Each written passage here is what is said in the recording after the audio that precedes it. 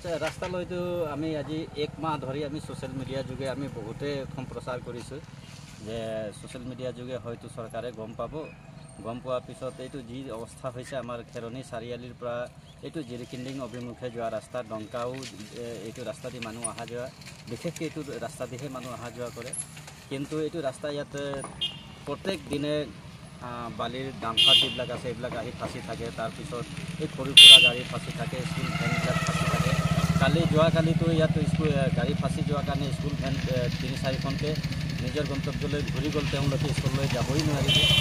আৰু মই social media যোগে বহুতবাৰ মই এইটো সম্প্ৰচাৰ কৰিছোঁ যাতে আমাৰ কাউন্সিল গভৰ্ণমেণ্টে এইটো গম পায় যাতে ৰাস্তাৰ কাৰণে কিবা এটা ৰিপেয়াৰিং কৰি পেলাই আৰু ৰাইজৰ কাৰণে অলপ ব্যৱস্থা কৰি দিল।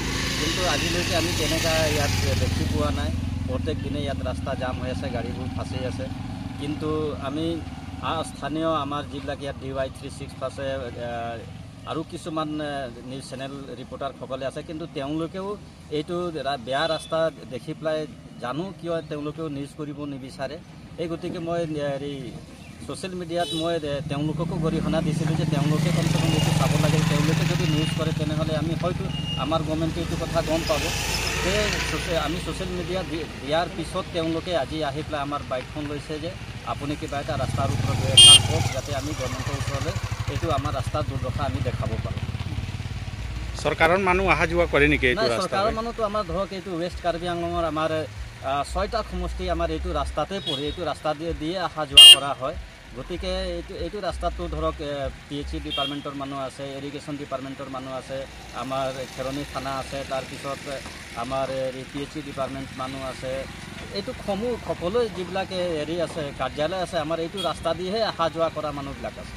PWD অফিচ কিমান দূৰ আছে আমাৰ ইয়াৰ পৰা? PWD অফিচ মাত্ৰ 3 কিলোমিটাৰ খেৰণীলৈকে, ইমানে দূৰ আছে আমাৰ ইয়াৰ পৰা।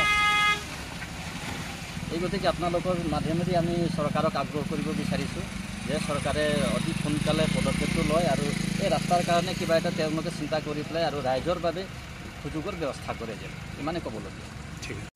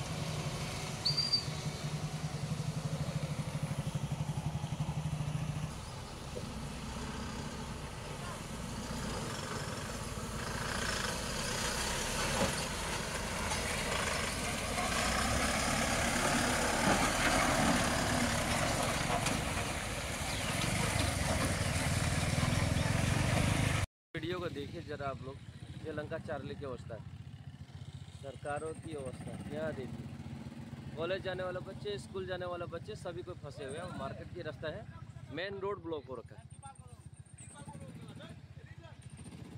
सबका सब फंस गया।